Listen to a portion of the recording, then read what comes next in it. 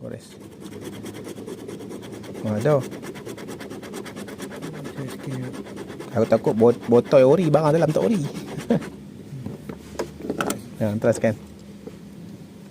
Okay, tapi minyak memang tu lah, bawa minyak gelap. Okay, ni minyak, patut minyak macam ni lah. Jangan ni minyak gelap, lepas tu bau pun busuk. Bau pun busuk macam minyak recycle. Mana? Tak dapat lah. Okay, dah try scan. Tak ada. Scan pun tak naik apa. Memang confirm lah recycle. Okay, confirm recycle.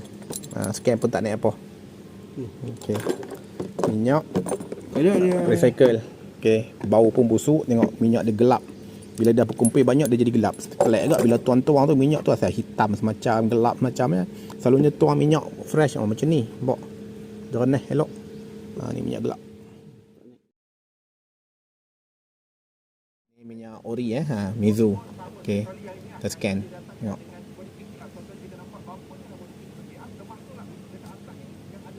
Okay, nampak tu. Ni masuk Lazada. Tapi dia kelak genuine, nampak?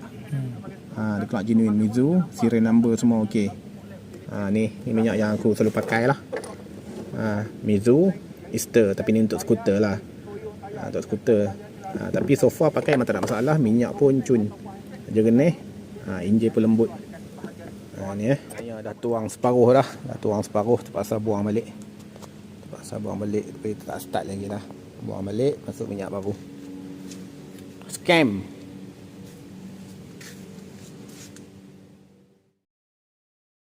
Okey, untuk minyak yang baru sekarang ni dia dah ada sirim ni contoh minyak ori lah, dia ada sirim. Kalau kita scan pun dia akan masuk ke website sirim ni untuk minyak yang baru-baru lah, semua dah ada sirim. Jadi korang kalau nak beli minyak, pastikan ada sirim dan boleh scan.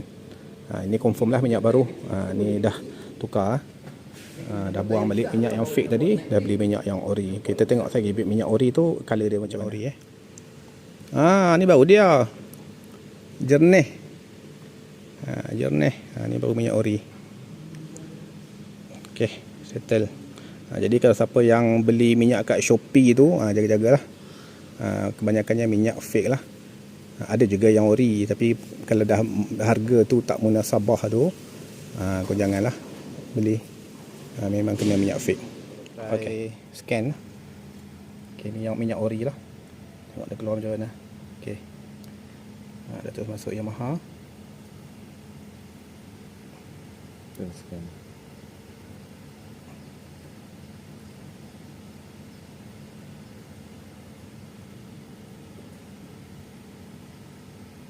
Okey, nampak original.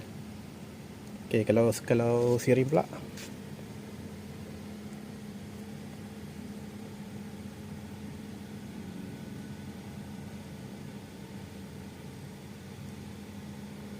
Okey, dia akan keluar macam ni lah.